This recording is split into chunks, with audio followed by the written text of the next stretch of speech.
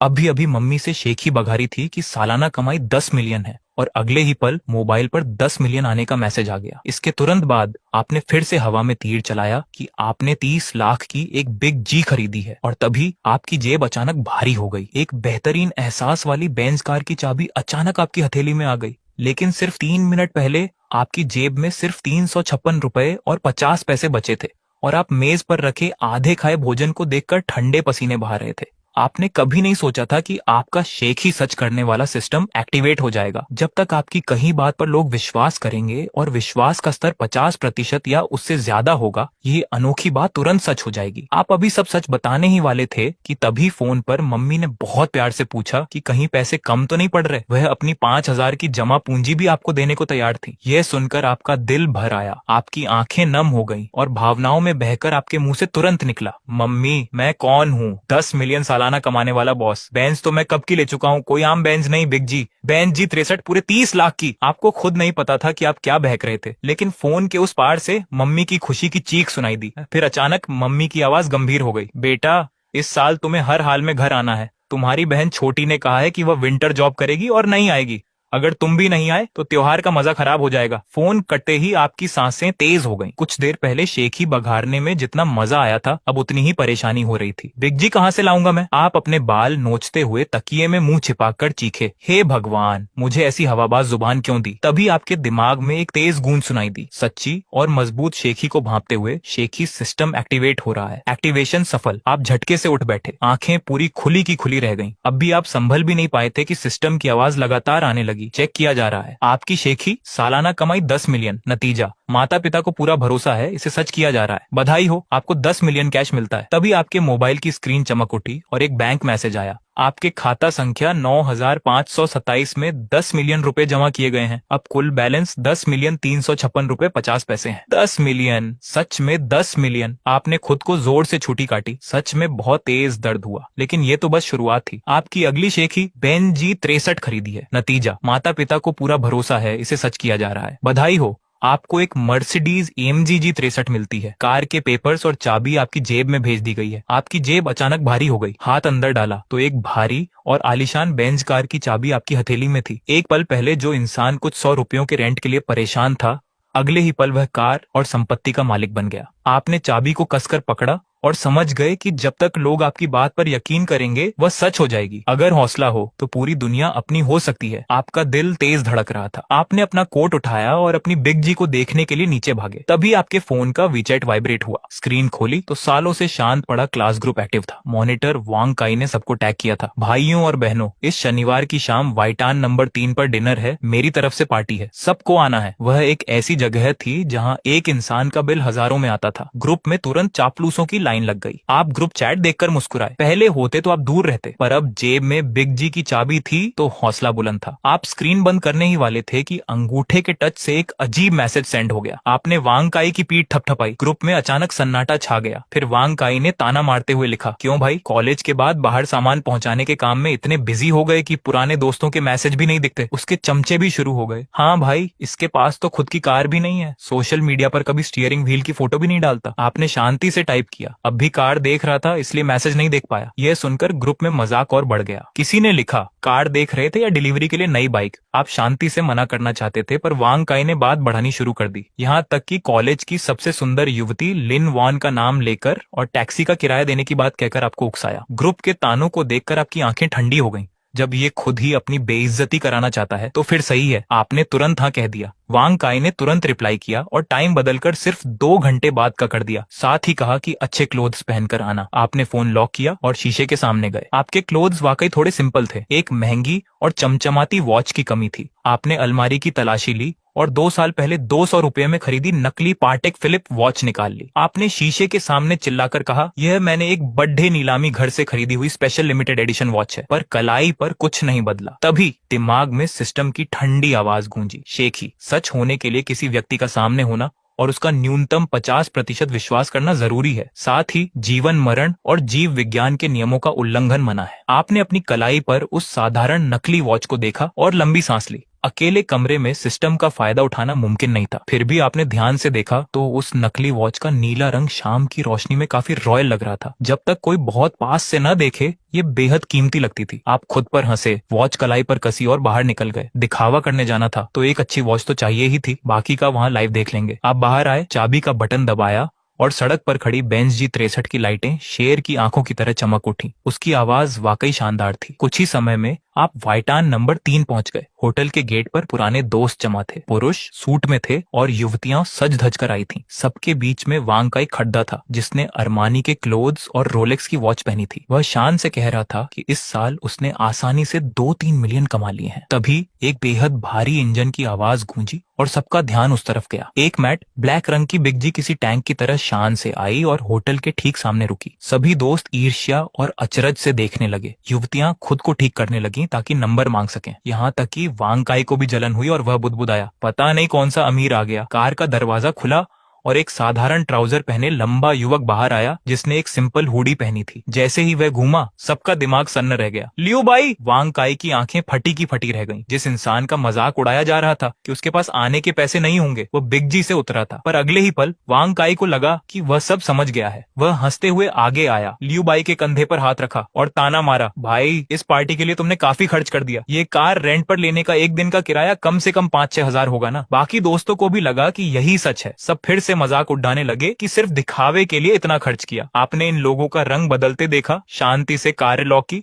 और चाबी उंगली पर घुमाते हुए पूछा, क्यों, क्या सिर्फ आप ही कार खरीद सकते हैं और बाकी सब रेंट पर लाएंगे? वांग काई को गुस्सा आ गया। उसकी नजर आपकी कलाई पर गई और वह चिल्लाया, अरे भाई सब लोग इधर देखो, पाटेक फिलिप नॉटिलस, वे भी टिफनी ब्लू लिमिटेड एडिशन। वांग काई ने जोर से मजाक उड़ाया, इस असली वॉच की कीमत मार्केट में 40 मिलियन है। पूरी दुनिया में ये मिलती ही नहीं। तुम्हारी ये वॉच पक्का किसी लोकल बाजार से 20 रुपए में ली हुई है। आपने चारों तरफ देखा और पूरी ताकत से कहा, यह वही वॉच है जो फिलिप्स नीलामी घर में बिकी थी। असली है या नकली आप लोग इसे पहचान नहीं पाएंगे, ये सामान्य है। तभी दिमाग में सिस्टम की आवाज आई। सिस्टम ने बताया कि झाओ चांग का विश्वास 1%, ली का 3% और बाकी दोस्तों का एवरेज विश्वास 18% है। आपके चेहरे पर एक मुस्कान आई और आपने मन में ऑर्डर दिया, इस नकली वॉच को असली Tiffany blue limited edition Nautilus 5711 में बदल दिया जाए। जैसे ही शब्द पूरे हुए, कलाई पर भारीपन महसूस हुआ। वह सस्ता मेटल अब रेशम जैसा मुलायम हो चुका था और उसका नीला रंग बेहद कीमती चमक बिखेर रहा था। लेकिन वांग काई का ध्यान इस पर नहीं गया। वह हंसते हुए बोला, लियो भाई, अगर ये असली है तो जरा उतार कर मुझे दिखाओगे? उसे पक्का यकीन था कि हाथ में लेते ही पोल खुल जाएगी, पर आपने अपनी भौहें उठाई, आराम से वॉच उतारी और उस 40 मिलियन की वॉच को उसकी तरफ उछाल दिया। लो ध्यान से देख लो। वांग काई ने घबराकर उसे लपका। वह सोच रहा था कि अभी पोल खोलता हूँ, पर जैसे ही उसने वॉच को पलटा और उसके पीछे के हिस्से को देखा, वह हैरान रह गया। उसकी मशीनरी की बारीक कलाकारी, उसका खास निशान और उसका भारीपन देखकर उसके होश उड़ेज गए। नहीं, यह मुमकिन नहीं है। वांग काई के माथे पर पसीना आ गया। वह कांपती आवाज में बोला, क्या ये कोई बहुत ही हाई क्वालिटी कॉपी है? आपने अपने क्लोथ्स ठीक किए और थोड़े बोर होते हुए कहा, देख लिया, कहीं खराब मत कर देना। वहां सन्नाटा छा गया। वांग काई का मुंह खुला रह गया क्योंकि वह वॉच हर तरह से असली दिख रही थी। काई भाई, कुछ बोलते क्यों नहीं? झाओ चांग ने धीरे से पूछा। वांग काई ने बात संभालते हुए कहा, जितनी भी असली दिखे है तो नकली ही। मैं भी ऐसी एक बनवा लूंगा। आपने वॉच वापस ली, कलाई पर पहनी और बहुत शालीनता से कहा, काई भाई, अगर पसंद है तो मैं आपके लिए पता करवाऊंगा। हम यहाँ डिनर के लिए आए हैं, इन चीजों से माहौल खराब नहीं करते। वांग काई शर्मिंदगी से बचने के लिए होटल के अंदर जाने ही वाला था कि तभी वहाँ डिप्लोमेटिक नंबर प्लेट वाली एक आलीशान रोल्स रॉयस फैंटम आकर रुकी। एक सूट पहने विदेशी व्यक्ति बाहर आया। उसकी नजर आपकी कलाई पर पड़ी, उसकी आंखें फैल गईं और वह टूटी फूटी हिंदी में चिल्लाया, ओह माय गॉड, क्या ये वही नंबर 001 वाली टिफनी ब्लू नॉटिलस है? मैं पाटेक फिलिप का greater China vice president VP हूँ। सर, क्या मैं इसे देख सकता हूँ? आपका दिल धक से रह गया। मन में आया, भाई साहब, सिस्टम ने तो एक्सपर्ट भी बुला लिया। सभी दोस्त हैरान रह गए। वांग काई मन ही मन प्रार्थना कर रहा था, प्लीज इसे नकली बोल दो। आप भी थोड़े नर्वस थे कि कहीं ये पहचान न ले। पर तभी उस मिस्टर स्मिथ नाम के वीपी ने अपनी पॉकेट से एक लेंस निकाला और आपके सामने झुककर कांपते हाथों से वॉच देखने लगा। ओह माय गॉड, उसने सिर उठाया। उसकी आंखों में एक दीवानगी थी। सर, यह सिर्फ 5711 नहीं है, यह तो वही रहस्यमय नंबर 001 किंग मॉडल है जिसे किसी ने अपने लिए स्पेशल ऑर्डर पर बनवाया था। ये सुनते ही सब शांत हो गए। वांग काई का चेहरा पीला पड़ी डियज गया। King model number 001? अगले ही पल वांग काई पागलों की तरह हंसा। हा हा हा हा हा, लियो भाई, मान गए भाई, तुमने तो विदेशी एक्टर भी रेंट पर बुला लिया। झाओ चियांग ने भी साथ दिया। सही बात है, ऐसा इत्तेफाक कैसे हो सकता है, 200 रुपए देकर बुलाया होगा। वांग काई की बात सुनकर बाकी दोस्तों का भरोसा भी डगमगाने लगा, पर तभी उस विदेशी ने उठकर अपनी शर्ट ठीक की, वांग काई को पूरी तरह इग्नोर किया और आपको अपना बिजनेस कार्ड दिया। मिस्टर लियू, यह मेरा सौभाग्य है, क्या मैं आपके और इस अद्भुत वॉच के साथ एक फोटो ले सकता हूँ? मेरे ऑफिस के लोग इस पर कभी यकीन नहीं करेंगे। पूरी तरह इग्नोर होने पर वांग काई गुस्से में स्मिथ के सामने आ गया। ए बूढ़े, नाटक बंद करो, इसने तुम्हें कितने पैसे दिए? मैं डबल दूंगा, सच बताओ। तभी भीड़म में से झांग वेई अपने फोन को देखते हुए चिल्लाया, शांत हो जाओ सब, ये सच में मिस्टर स्मिथ है। उसने अपना फोन दिखाया जिस पर एक इंटरनेशनल मैगजीन का आर्टिकल था और स्मिथ की फोटो थी। मैंने परसों ही इनका इंटरव्यू देखा था, इनकी टाई का डिजाइन भी वही है। ये सुनते ही वांग काई के होश उड़ गए। झांग वेई ने आगे कहा, और इस रोल्स रॉयस की नंबर प्लेट देखो, ये एम्बेसी की है, क्या ये भी रेंट पर मिलती है? वांग काई को चक्कर आने लगा। तभी स्मिथ ने अपना फोन वांग काई की तरफ बढ़ाया। मिस्टर, क्या आप प्लीज मिस्टर लियू और मेरी एक फोटो ले सकते हैं? वांग काई बेबसी से फोन हाथ में लेकर खड़ा हो गया। आप अपनी कलाई ठीक करते हुए स्मिथ के साथ खड़े हो गए। वांग काई ने फोटो लेते हुए आखिरी कोशिश की। सर, क्या आपको पक्का यकीन है? कहीं ये सुनते ही स्मिथ की नीली आंखों में गुस्सा आ गया। उसने बहुत गंभीर होकर कहा, मिस्टर, मैं 30 साल से इस कंपनी में हूं और मैंने 50,000 से ज्यादा कीमती टाइम पीस देखे हैं। आप न सिर्फ मिस्टर लियू की पसंद का बल्कि मेरे करियर का भी अपमान कर रहे हैं। सब तरफ फुसफुसाहट शुरू हो गई। वांग काई की बोलती बंद हो चुकी थी। स्मिथ ने वांग काई को डांटने के बाद आपसे मुस्कुरा कर कहा, हाथ सीधा रखिए मिस्टर, हिलिए मत, फोटो अच्छी आनी चाहिए। वांग काई अंदर ही अंदर गुस्से से जल रहा था, पर उसे एक सर्वेंट की तरह फोटो क्लिक करनी पड़ी। फोटो लेने के बाद स्मिथ ने अपना फोन लिया और आपसे रिक्वेस्ट की, मिस्टर लियू, आज रात हमारी एक प्राइवेट कलेक्टर्स की पार्टी है, क्या आप चलेंगे? सब ने अपनी सांसें रोक ली। ये बहुत ही हाई प्रोफाइल सोसाइटी थी। वांग काई की आंखें जलन से लाल हो गईं, पर आपने हाथ हिलाकर मना कर दिया। रहने दीजिए,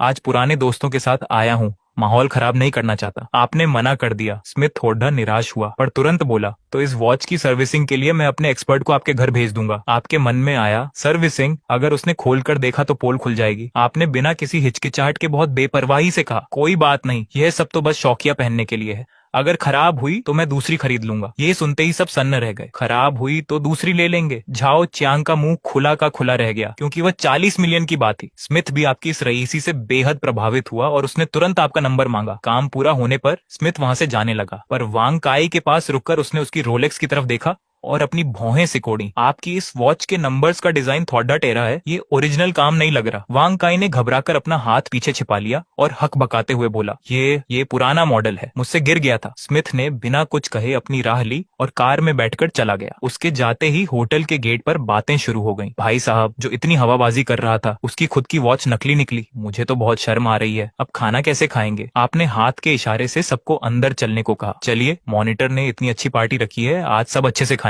लिफ्ट में झाओ चियांग आपके पास आकर मक्खन लगाने लगा। लियू भाई, पहले आप चलिए आराम से। किसी ने नहीं सोचा था कि जो कुछ देर पहले तक एक गरीब इंसान समझा जा रहा था, वह अचानक इतना बड़ा वीआईपी बन जाएगा। झाओ चियांग का व्यवहार 180 डिग्री बदल चुका था। वह आपसे बातें बनाने लगा। लियू भाई, कॉलेज के सेकेंड ईयर में जब मेरे पैसे खो गए थे, तब आपने मुझे पूरे 1 हफ्ते तक कैंटीन में खाना खिलाया था, याद है? आपने उसकी तरफ देखा पर कुछ बोले नहीं। आपको अच्छे से पता था कि तब खाना पड्ढोस के कमरे वाले दोस्त ने खिलाया था। आपके पास तो खुद खाने के पैसे नहीं थे, पर इस समय सच बताने का कोई फायदा नहीं था, इसीलिए आप बस हल्का सा मुस्कुराए। अच्छा, ऐसी छोटी बातें मुझे याद नहीं रहती। झाओ चियांग को जैसे कोई सहारा मिल गया। वह दूसरों से चिल्लाकर बोला, देख रहे हो, अमीर लोग छोटी बातें भूल जाते हैं, पर मेरे लिए वो जान बचाने जैसा था। बाकी सब भी उसकी हाँ में हाँ मिलाने लगे। एक कोने में वांग काई का चेहरा गुस्से से काला पडीडी चुका था। उसकी नकली रोलेक्स वाली कलाई अब छिपने की जगह ढूंढ रही थी। आखिर में उसने अपना हाथ जेब में डाल लिया। इसके बाद सब एक आलीशान वीआईपी रूम में पहुंचे, जो मुख्य सीट वांग काई की हुआ करती थी। झाओ चियांग ने तुरंत वहां की चेयर खींचकर आपको आवाज दी, लियू भाई, यहाँ से सबसे अच्छा व्यू आता है, आप यहाँ बैठिए। आप बिना किसी संकोच के वहां बैठ गए। वांग काई का चेहरा गुस्से से हिल गया और वह मजबूरी में गेट के पास वाली सबसे साधारण सीट पर जाकर बैठ गया। आपके बैठते ही एक अच्छी खुशबू आई और युवती लीली ने कमरे के तापमान की शिकायत करते हुए अपनी चेयर सीधे आपकी चेयर के पास सटा ली। उसका आधा शरीर लगभग आपके हाथ से छू रहा था। लियू भाई, ये वॉच कितनी सुंदर है, इसे छूने का एहसास कितना अलग होगा ना। उसकी उंगलियां बहुत ही हल्के से आपके हाथ को छू गईं। उसकी आंखों में एक अलग ही चमक थी। आपके पूरे शरीर पर एक अजीब सी सिहरन हुई। आपने तुरंत पानी का ग्लास उठाया और अपना हाथ दूसरी तरफ कर लिया। बस एक आम मेटल की वॉच है, डिजिटल वाली से भी भारी है, आपने बहुत ही साधारण तरीके से कहा। पर ली हंसते हुए पूछने लगी, लियो भाई आजकल आप क्या काम कर रहे हैं, हमें भी अपने साथ शामिल कर लीजिए। ये सुनते ही कमरे में एकदम सन्नाटा छा गया, सबके कान आपकी तरफ लग गए। कोने में बैठा वांग काय भी आपको घूर रहा था, जैसे कोई कमी निकालने का इंतजार कर रहा हो। आपने पानी का ग्लास रखा, मन में आया कि सच तो ये है कि आप एक साधारण डिलीवरी बॉय हैं, पर आपने टेबल पर अपनी उंगलियों से एक रिदम बनाई और चेहरे पर एक गहरा आत्मविश्वास ले आए। आपकी इस गंभीर पर्सनैलिटी को देखकर वांग काय अंदर से और डर गया। आप आराम से चेयर पर पीछे हुए और बहुत ही शांत आवाज में बोले, फिलहाल मेरा मुख्य काम अलग अलग सेक्टर्स में रोजमर्रा के सामान की सप्लाई और तुरंत डिलीवरी के नेटवर्क को संभालना है। सब लोग एक दूसरे का मुंह देखने लगे। झाओ च्यांग ने धीरे से पूछा, यानी आप लॉजिस्टिक्स का काम देखते हैं? आपने अपना सिर हिलाया और एक रहस्यमयी मुस्कान के साथ कहा, लॉजिस्टिक्स तो बस एक छोटा सा हिस्सा है। सही मायनों में यह बिग डेटा एल्गोरिदम पर आधारित एक पूरी ट्रांसपोर्टेशन सर्विस है। मेरे अंतर्गत सैकड़ों लोगों की एक पूरी टीम काम करती है जो रोजाना बढ़ती फूड ब्रांड्स, सुपरमार्केट्स और ग्राहकों के बीच के नेटवर्क को संभालती है। कमरे में कुछ लोगों की सांसें थम गईं। सैकड़ों लोग, किसी दोस्त ने हैरान होकर कहा, तब तो महीने का टर्नओवर बहुत भारी होता होगा। आपने शांति से चाय की चुस्की ली और कहा, टर्नओवर पर मैं ज्यादा ध्यान नहीं देता, पर हाँ, बड़े ऑनलाइन फूड एग्रीगेटर्स के साथ हमारा काफी बड़ा और गहरा बिजनेस रिलेशन है। ये बात आधी सच और आधी झूठ थी। ऑनलाइन फूड डिलीवरी के साथ सच में रिलेशन था, रोज का टर्नओवर भी चल रहा था, पर दोस्तों ने अपने दिमाग में कुछ बहुत ही बड़ा और आलीशान सोच लिया था। झाओ च्यांग ने अपनी सीट से उठकर तारीफ की और ली की आंखें तो चमकने लगीं। वह आपके और करीब आने की कोशिश करने लगी, पर कोने में बैठा वांग काई अभी भी हार मानने को तैयार नहीं था। उसने अचानक बीच में टोकते हुए कहा, सैकड़ों लोगों की कंपनी, तब तो ऑफिस भी बहुत बड़ा होगा। कल हमें भी अपनी कंपनी घुमाने ले चलो। सबकी नजरें आपकी तरफ घूम गईं। आपके मन में आया, कहाँ ले जाऊं तुम्हें? सुबह की मीटिंग में डिलीवरी बॉयज की लाइन दिखाने? पर आपके चेहरे पर शिकन तक नहीं आई, बल्कि आपने अपनी भौहें सिकोड़ी, जैसे किसी ने आपको परेशान कर दिया हो। ऑफिस देखना तो मुमकिन नहीं होगा। आप रुके और वांग काय को ठंडी नजरों से देखा। कंपनी अभी अपने तीसरे राउंड की फंडिंग की बातचीत में बिजी है। बहुत से सीक्रेट डेटा लीक होने का खतरा रहता है, इसीलिए बाहर के लोगों का आना मना है। और वैसे भी मैं खुद ऑफिस बहुत कम जाता हूँ, सिस्टम से काम चलता है, मेरा काम सिर्फ पेपर साइन करना होता है। झाओ च्यांग ने तुरंत वांग काई को डांटते हुए कहा, काई भाई, वह एक बड्ढी टेक कंपनी है, तुम्हारी कंस्ट्रक्शन साइट नहीं जहाँ कोई भी मुंह उठाकर चला जाए। वांग काई का मुंह फिर से बंद हो गया। उसने गुस्से में गर्म पानी पिया तो उसकी जुबान जल गई और वह अजीब सा मुंह बनाने लगा। तभी आपके दिमाग में एक बार फिर सिस्टम की साफ और मीठी आवाज गूंजी, चेक किया जा रहा है आपकी शेखी पर लोगों का विश्वास। नतीजा, झाओ च्यांग 95%, ली 98%, वांग काई 60%, बाकी सभी दोस्त एवरेज 88% विश्वास कर रहे हैं। आपने अभी अपनी शेखी बघारी ही थी कि आपके पास एक टेक कंपनी है और अगले ही सेकंड आपके दिमाग में सिस्टम की आवाज गूंज उठी, बधाई हो होस्ट, आपके पास एक हाई एंड टेक कंपनी होने का दावा सच साबित हो चुका है। के तुरंत बाद इनाम सीधे आपके सामने आ गया। शंघाई में एक आलीशान अकेली केएडी ऑफिस बिल्डिंग वाली सुनल्यू के जी शलीरीज के एक 100% शेयर अब पूरी तरह आपके हो चुके थे। चाय का कप पकड़े हुए आपके हाथ थोड़े से कांपे और दिल तेजी से धड़कने लगा। लो भाई, काम हो गया। आप अभी अपनी बढ़ती हुई मुस्कान को छुपाने की कोशिश कर रहे थे कि तभी दूसरी तरफ से आपका क्लासमेट झाओ च्यांग हाथ में शराब का ग्लास लिए खड्डा हो गया। ये पहला ग्लास हमारे शहर के ट्रांसपोर्ट आर्किटेक्ट हमारे श्या भाई और लियू बॉस के नाम। पल भर में पूरी महफिल खद्दी हो गई। सारे ग्लास हवा में उठ गए, यहाँ तक कि इस पार्टी को रखने वाला वांग काई भी मजबूरी में मन मारकर खड्डा हो गया। और आप आराम से बैठे रहे, एक हाथ से ग्लास उठाया, छोटा सा घूंट लिया और मन ही मन खुशी से पागल हो रहे थे। पर तभी लीली नाम की एक क्लासमेट ने ग्लास आगे बढ़ाते हुए टेबल के नीचे से अपनी थाई जांघ सीधे आपके ट्राउजर से टच कर दी। उसने अपनी कातिलाना आंखों से देखते हुए कहा, श्या भाई, जब कंपनी की फंडिंग इतनी अच्छी हो गई है तो इसके बाद कहीं और चलकर पार्टी करते हैं ना। यह इशारा बहुत साफ था, लेकिन आपने बिना कोई हलचल किए अपना पैर पीछे खींच लिया। अपनी रिस्ट कलाई पर बंधी वॉच को देखा और जानबूझकर आह भरते हुए कहा, आगे का प्लान तो रहने ही दो। ये कई मिलियन की पटेक फिलिपी वॉच बहुत नाजुक है। मुझे जल्दी घर जाकर इसे वॉच वाइंडर बॉक्स में रखना होगा, वरना ये बंद हो जाएगी। इस जबरदस्त दिखावे फ्लेक्स ने लीली के अरमानों पर पानी फेर दिया और उसके चेहरे की हंसी गायब हो गई। इसके बाद तो ये पूरी पार्टी सिर्फ आपका शो बनकर रह गई। आपने केकद्दा खाने में बिजी एक मोटे दोस्त की तरफ इशारा किया। मोटे, याद है कॉलेज के सेकंड ईयर में जब तेरा दिल टूटा था तो तू उस टेढ़े पेड्डी को गले लगाकर रो रहा था और कह रहा था कि मुझे इसी पेड्डे से शादी करनी है। पूरी महफिल ठाकों से गूंज उठी। फिर आपने चश्मा पहने हुए एक लाइट डेके की तरफ देखा और बद्धे सिर वाले भाई, तूने गेम की स्किन खरीदने के लिए 1 महीने तक सिर्फ सॉस और बन खाया था,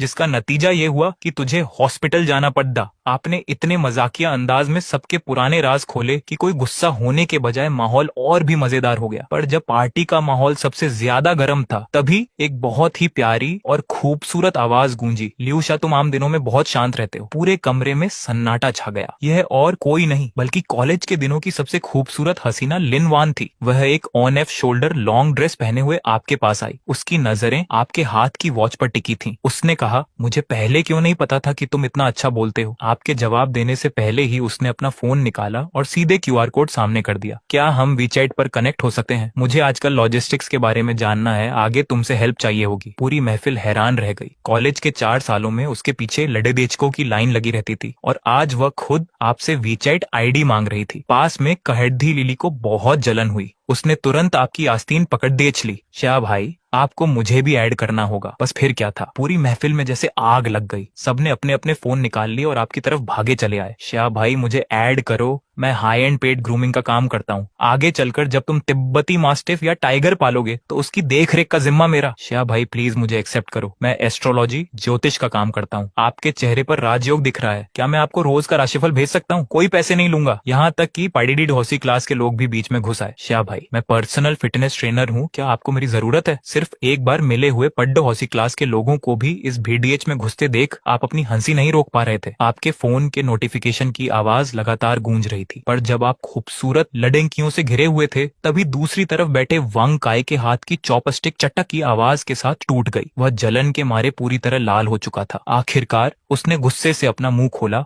और सबकी मस्ती को शांत कर दिया। लियूशा हाल ही में लॉटरी सेंटर से मास्क पहनकर इनाम ले जाने वाला एक लड्ढच का दिखा था। कहीं वह तुम तो नहीं थे? ये सुनते ही सब लोग आपकी तरफ देखने लगे। आपने अपनी चॉपस्टिक रखी, वांग काय के उस गुस्से से भरे चेहरे को देखा और जोर से हंस पड़े। अगर सच में लॉटरी लगी होती तो क्या बात थी? आप पीछे की तरफ झुके, बेबसी का नाटक करते हुए हाथ फैलाए और पूरी गंभीरता के साथ मनगढ़ंत कहानी सुनाने लगे। सच तो ये है कि मुझे एक पारखी इंसान मिल गए हैं, एक बहुत बड़े मिस्टीरियस बिजनेसमैन जो मुझे बहुत पसंद करते हैं। उन्होंने मुझसे कहा कि मेरा स्ट्रक्चर बहुत अनोखा है और मैं बिजनेस का असली खिलाड़ी हूँ। मैं जो भी मांगता हूँ वह बिना किसी शर्त के मेरा साथ देते हैं। जैसे कि ये कंपनी, मैंने तो बस इसमें इन्वेस्ट करने की सलाह दी थी, पर उन्होंने इसे पूरा खरीदकर मुझे इसका मालिक बना दिया। वहाँ मौजूद सभी लोग हैरान रह गए। दुनिया में ऐसा भी कोई दानी इंसान होता है क्या? जाओ छियांग की आंखें तो खुशी से बद्धी हो गईं। उसने अपने पैर पर हाथ मारते हुए कहा, मुझे तो पहले से ही पता था। श्या भाई, तुम तो किस्मत के धनी हो। इतने बड़े बिजनेसमैन का तुम पर ऐसा भरोसा साफ बताता है कि तुम ही असली हीरो हो। आओ, श्या भाई की इस शानदार पर्सनैलिटी के नाम एक जाम हो जाए। तुरंत पूरी टेबल पर जलन और हैरानी की बातें होने लगी। यह कोई गॉड फादर नहीं, यह तो श्या भाई को सगे बेटे की तरह रख रहे हैं। श्या भाई, जरा मेरा स्ट्रक्चर देखना। क्या वह बड़े बिजनेसमैन मुझ पर भी एक नजर डालेंगे? यह सब सुनकर वेंग का खून खौल उठा। वह आपको अचानक अमीर बना हुआ नया मुल्ला साबित करना चाहता था, पर उसने सोचा भी नहीं था कि यह बात भी आपके शो ऑन एफ का जरिया बन जाएगी। आप खड़े हुए, अपना ग्लास उठाया और एक ऐसी बात कही जिसने माहौल को 7वें आसमान पर पहुंचा दिया। सच तो ये है कि आप लोग मेरी इतनी तारीफ मत कीजिए। मैंने भी बुरा वक्त देखा है, पर मैं बस इतना कहना चाहता हूँ कि अगर मैं लियूशा ये कर सकता हूँ तो यहाँ बैठा हर एक इंसान भी बहुत आगे जा सकता है। इस बात ने पूरी महफिल में जोश भर दिया। तालियों की आवाज गूंज उठी। यहाँ तक कि कॉलेज की सबसे खूबसूरत हसीना लिन वैन भी आपकी तरफ देखते हुए अपनी आंखों में एक अलग ही चमक छुपाए हुए थी। 3 घंटे के बाद जब सबने अच्छे से खा पी लिया तो वेटर बिल लेकर सीधे वांग काई के पास गया, जिसने पहले सीना तान कर कहा था कि बिल वह देगा। वांग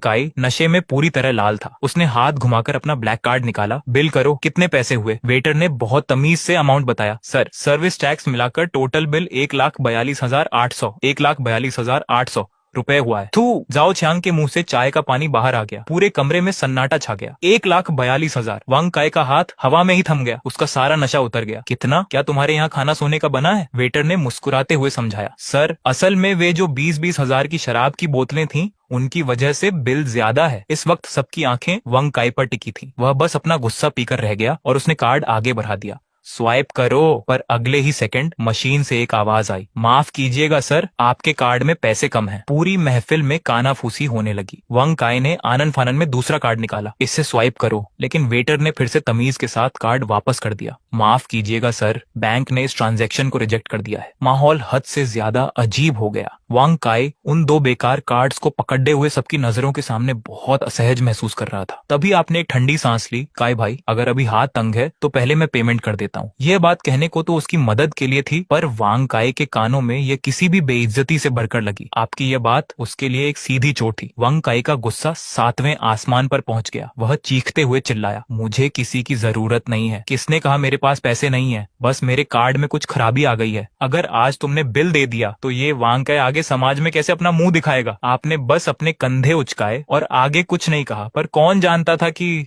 वांग काई एकदम खिसिया गया और बदतमीजी पर उतर आया। उसने कहा, अपने मैनेजर को बुलाओ, मैं यहाँ अपने पापा के साथ हमेशा आता हूँ। कुछ ही देर में बैकॉम किए हुए बालों वाला एक अधेड़ उम्र का आदमी अंदर आया। वांग काई को जैसे भगवान मिल गए। वह तुरंत अपनी नकली मुस्कान के साथ आगे बढ़ा। ली मैनेजर, बहुत दिनों बाद मिलना हुआ। मैनेजर ने थोड़ा हैरान होकर देखा, फिर संभल कर पूछा, आप वांग साहब के सुपुत्र हैं? हाँ हाँ, बिल्कुल सही पहचाना, मैं ही हूँ।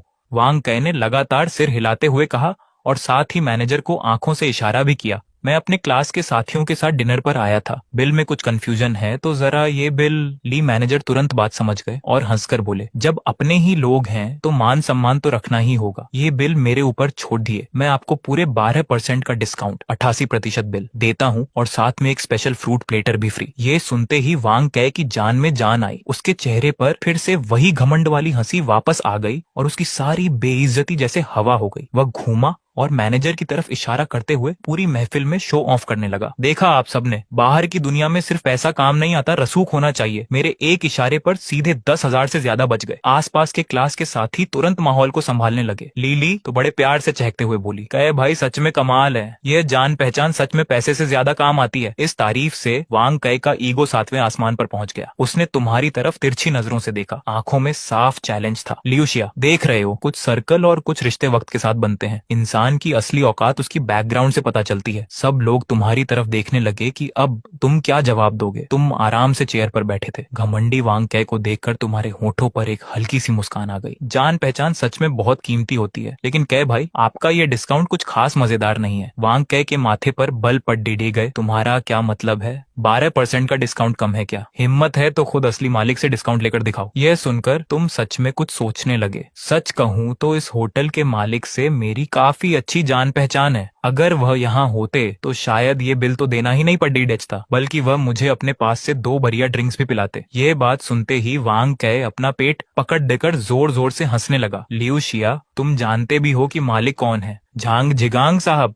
अरबों की संपत्ति के मालिक हैं वह, और तुम उनके खास दोस्त बन रहे हो। यहाँ तक कि पास खड्ढेली मैनेजर ने भी अपना चश्मा ठीक किया और भारी आवाज में बोले, सर, मैंने झांग साहब के मुंह से कभी आपके नाम का जिक्र नहीं सुना। बेहतर होगा कि आप पहले बिल का भुगतान कर दें। वांग काई का हौसला और बढ़ गया। सुना लियूशिया, फेंको तो जरा लिमिट में फेंको। यह तो बताओ, तुम झांग साहब को जानते कैसे हो? कहीं ऐसा तो नहीं कि जब तुम फूड डिलीवरी का काम करते थे तब झांग साहब ने ही चिकन राइस का ऑर्डर दिया हो? तुमने उसके इस मजाक का कोई जवाब नहीं दिया, बस एक ठंडी सांस ली और तुम्हारी आंखें गहरी हो गईं। वैसे ये कोई बहुत बड़ी बात नहीं है। लगभग 6 महीने पहले झांग साहब एक बद्धी मुसीबत में थे। अगर उस वक्त सही कदम नहीं उठाया जाता तो बहुत अनर्थ हो जाता। मैं बस वहां से गुजर रहा था तो मैंने उनकी मदद कर दी और उन्हें सही रास्ता दिखा दिया। तुम्हारी आवाज बहुत शांत थी, लेकिन उसने पूरे कमरे में टहलका मचा दिया। सही रास्ता? सब लोग कान लगाकर सुनने लगे। तुमने बहुत आराम से एक बात और जोड़ दी। अगर झांग साहब के शब्दों में कहें तो यह जान बचाने जैसा एहसान था। वांग काई और जोर से हंसा। कहानियां बनाते जाओ, जान बचाने का एहसान। तुम ये क्यों नहीं कह देते कि तुमने उनके लिए अपनी छाती पर गोली खाई थी? लेकिन इस बार वांग काई का साथ देने वाले बहुत कम थे। सब लोग तुम्हारी बात सुनकर हैरान थे। बिना किसी वजह के कोई ऐसा झूठ क्यों बोलेगा जो तुरंत पकड़ा जाए? तभी मिस्ट्री और फेस रीडिंग में इंटरेस्ट रखने वाली चश्मे वाली लड़की अचानक बोली, मुझे नहीं लगता कि शिया भाई मजाक कर रहे हैं। उसने बहुत सीरियस होकर एनालिसिस किया। मैंने शिया भाई का फेस देखा है। उनका फेस बताता है कि उनकी किस्मत में बड्ढे लोगों का साथ लिखा है। हाँ यार, शिया भाई खुद एक कंपनी के बॉस हैं। उन्हें झूठ बोलने की क्या जरूरत? मुझे भी शिया भाई पर यकीन है। आसपास के लोगों की बातें सुनकर वांग काई का चेहरा काला पड़ बेचने लगा, लेकिन तुम्हारे मन में लड्डू फूट रहे थे, क्योंकि सिस्टम की आवाज फिर से गूंजी। अलार्म!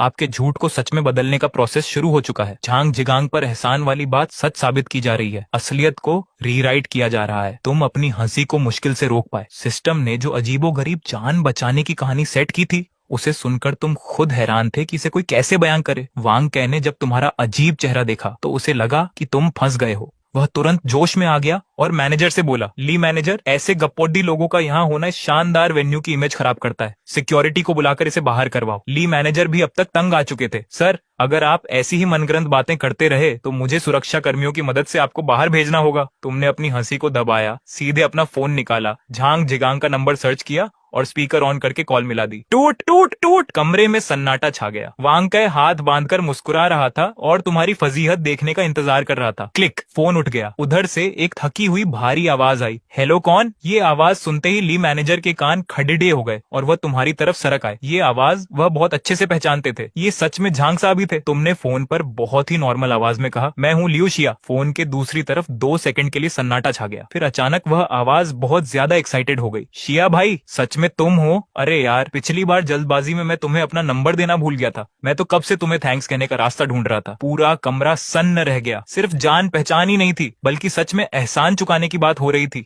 वांग कै का मुंह खुला का खुला रह गया। तुमने बहुत शांत आवाज में आगे कहा, कोई बड्ढी बात नहीं है, बस मैं आपके इसी वेन्यू पर डिनर कर रहा था। यहाँ के मैनेजर का कहना है कि मेरी इतनी हैसियत नहीं कि मैं आपको जान सकूं, और अब वह सिक्योरिटी बुलाकर मुझे बाहर निकाल रहे हैं। क्या? फोन के उस पार से जोर से चिल्लाने की आवाज आई। किस बदतमीज की इतनी मजाल। शिया भाई, तुम वहीं रुको, मैं अभी आता हूँ। फोन कट गया। वांग कै का चेहरा सफेद पड्डे डेच गया था। वह अपने आप से बुदबुदा रहा था, ये जरूर कोई रिकॉर्डिंग है या कोई एक्टर है। लेकिन ली मैनेजर को अब वांग कै की कोई परवाह नहीं थी। उन्होंने अपना रुमाल निकाला और पसीना पोंछने लगे। उनके पैर कांप रहे थे। उन्हें समझ आ गया था कि उन्होंने बहुत बड़ी मुसीबत मोल ले ली है। 10 मिनट भी नहीं हुए थे कि कमरे का दरवाजा बहुत जोर से खुला। एक थोड़े भारी शरीर वाले सज्जन हांफते हुए अंदर आए। यह खुद झांग जिगांग थे। मैनेजर डर के मारे कांपते हुए आगे बढ़े। झांग साहब, परेशान मत करो। झांग जिगांग ने उन्हें एक तरफ हटाया। उनकी नजरें तुरंत कमरे में घूमी और वह सीधे तुम्हारे पास आए। उन्होंने बहुत सम्मान और खुशी से तुम्हारे दोनों हाथ थाम लिए। उनका चेहरा लाल हो गया था। शिया भाई, सच में तुम हो? पिछली बार अगर तुम न होते तो मेरी तो साख ही खत्म हो जाती। झांग साहब ने तुरंत अपनी बात को वहीं रोका, लेकिन उनकी आंखों में कूट कूट कर सम्मान दिख रहा था। तुमने इस प्यारे से अंकल को देखा और मन ही मन मुस्कुराए। झांग साहब, आप तो सीरियस हो गए। वह तो बस एक छोटी सी मदद थी। झांग साहब क्या, मुझे भाई कहो। झांग जिगांग ने तुम्हारी पीठ थपथपाई। फिर वह तुरंत घूमे और उनका चेहरा एकदम सख्त हो गया। उन्होंने कोने में दुबके हुए ली मैनेजर को देखा और बहुत ही सख्त आवाज में बोले, तुमने ही मेरे भाई का अपमान किया है और उसे बाहर निकालने की बात की है। मैनेजर के पैर जवाब दे गए और वह सीधे फर्श पर बैठ गए। झांग साहब, मुझे सच में नहीं पता था कि ये आपके गेस्ट हैं। मुझे इस वांग साहब के बेटे ने ऐसा करने को कहा था। उन्होंने डरते हुए वांग कै की तरफ उंगली उठाई। झांग साहब की तेज नजरें जैसे ही वांग कै पर पड़ दी, वांग कै के होश उड़ गए। झांग जिगांग ने अपनी आंखें मीच कर कहा, अच्छा, तो तुम वांग परिवार के वही बिगड़ैल सुपुत्र हो। ठीक है, यह बात मुझे याद रहेगी। मैं खुद तुम्हारे पापा से मिलकर पूछूंगा कि उन्होंने तुम्हें क्या तमीज सिखाई है। वांग कै का चेहरा पूरी तरह से बेरंग हो चुका था। अगर ये बात इसके पापा के कानों तक पहुंची तो उसकी बहुत पिटाई होगी। झांग जिगांग ने उन दोनों पर आगे वक्त खराब नहीं किया। वह तुम्हारी तरफ घूमे और जोश में हाथ हिलाते हुए बोले, लियो भाई, आज की ये पार्टी मेरी तरफ से, पूरा बिल माफ। आगे से तुम मेरी कंपनी के किसी भी रेस्टोरेंट में जाओ, तुम्हारे लिए सब कुछ हमेशा फ्री। उन्होंने टेबल पर बचे हुए खाने को देखा और उनके माथे पर बल पड़िएज गए। मैं तो सोच रहा था कि तहखाने से वो सन 82 की कीमती वाइन निकालूं और अपने भाई के साथ जमकर महफिल जमाऊं। तुमने मुस्कुराते हुए हाथ हिलाया। सब लोगों का पेट बिल्कुल भर चुका है। आपकी इस मोहब्बत के लिए बहुत थैंक्स, पर कुछ न कुछ तो करना ही होगा। झांग जिगांग ने अपनी आंखें घुमाई और कमरे में मौजूद सब लोगों की तरफ इशारा करते हुए मैनेजर पर चिल्लाए, आज इस कमरे में जितने भी लोग बैठे हैं सब मेरे लियो भाई के दोस्त हैं। आगे से ये लोग जब भी मेरी कंपनी के किसी भी रेस्टोरेंट में खाना खाने आएंगे, इन्हें सीधे 40% का डिस्काउंट, 60% बिल मिलेगा। ये सुनते ही पूरे कमरे में सन्नाटा छा गया। 40% डिस्काउंट। वांग कै ने इतनी मिन्नतें करके सिर्फ 12% का डिस्काउंट पाया था और तुमने सीधे 40% करवा दिया, वह भी सबके लिए। तभी वांग कै काउंटर के पास पहुंचा और अपना एक कार्ड टेबल पर पटकते हुए बोला, इसे स्वाइप करो। जब मैंने कहा था कि पार्टी मेरी तरफ से है तो मैं ही पैसे दूंगा। वह तुम्हारे चेहरे पर जलन देखना चाहता था कि तुमने लाइमलाइट खो दी, लेकिन तुम आराम से एक पिलर के पास खड़ी डीडीए होकर अपने फोन में बिजी थे। तुमने उसकी तरफ देखना भी जरूरी नहीं समझा। मैनेजर अपनी जगह से टस से मस नहीं हुआ। वांग साहब, आप तो मुझे असमंजस में डाल रहे हैं। असमंजस कैसा? पैसे दे तो रहा हूँ, क्या पैसे भी नहीं चाहिए? वांग कै के गले की नसें गुस्से से तन गई। मैनेजर ने एक ठंडी सांस ली। वांग साहब, झांग साहब का साफ आर्डर है कि आज का बिल लियू साहब के सम्मान में माफ किया गया है। ये बॉस की तरफ से उनके खास मेहमान के लिए रिस्पेक्ट है। अगर आप जबरदस्ती हमें पैसे देंगे तो ये लियू साहब का अपमान होगा। वह थोड़ा रुका और तुम्हारी तरफ देखते हुए बोला, यह पैसा हम में इतनी हिम्मत नहीं कि हम इसे हाथ भी लगा सकें। वांग कै वहीं का वहीं सन्न रह गया। पैसे देना मतलब झांग साहब का अपमान और पैसे न देना मतलब कंगाल साबित होना। वह दोनों तरफ से फंस चुका था। झाओ कयांग ने तुरंत उसे पीछे खींचा। अरे जब शिया भाई का इतना बड़ा नाम है तो चलो हम भी इस फायदे का मजा लेते हैं। वांग कै को घसीटते हुए बाहर ले जाया गया। वह बेहद शर्मिंदा होकर घूमते हुए दरवाजे से बाहर भागा। भाड़ में गई पार्टी, मैं घर जा रहा हूँ। पार्टी खत्म होने पर सभी क्लास के साथी तुम्हारे आसपास जमा होने लगे ताकि जान पहचान बढ़ा सकें। तुमने भी बातों को शॉर्ट में निपटाया। जब सब लोग धीरे धीरे चले गए और तुम अपनी कार की चाबी निकालने ही वाले थे, तभी पीछे से हाई हील्स की आवाज आई। लियू शिया, तुमने पीछे मुड़कर देखा। वह लिन वान थी। उसने क्रीम कलर का एक बड्ढा कोट पहना हुआ था और रात के अंधेरे में वह बहुत खूबसूरत लग रही थी। वो अब नया साल आने ही वाला है, तो क्या तुम नए साल पर अपनी कार से गांव वापस जाने का सोच रहे हो? तुमने सिर हिलाया। हाँ, ऐसा ही प्लान है। लिन वान ने अपने होठों को दबाया। उसकी आंखों में एक उम्मीद थी। क्या मैं भी तुम्हारे साथ चल सकती हूँ? मैं थोड़े पैसे बचाना चाहती हूँ। अगर तुम्हें कोई प्रॉब्लम ना हो तो। तुम और लिन वॉन एक ही जगह के रहने वाले थे। यह बात कॉलेज में सबको पता थी। तुम अभी इस बारे में सोच ही रहे थे कि अचानक एक तेज हेडलाइट की रोशनी तुम्हारे ऊपर पड़ ढी। एक BMW कार ने तेजी से ब्रेक लगाया और तुम दोनों के सामने आकर रुक गई। कार का शीशा नीचे हुआ और वांग कै का चेहरा बाहर आया, जो शराब की वजह से बिल्कुल लाल था और उसकी आंखें भी ठीक से नहीं खुल रही थी। वांग कै अपनी लड्डिद खद्दाती आवाज में कार का दरवाजा पीटते हुए बोला,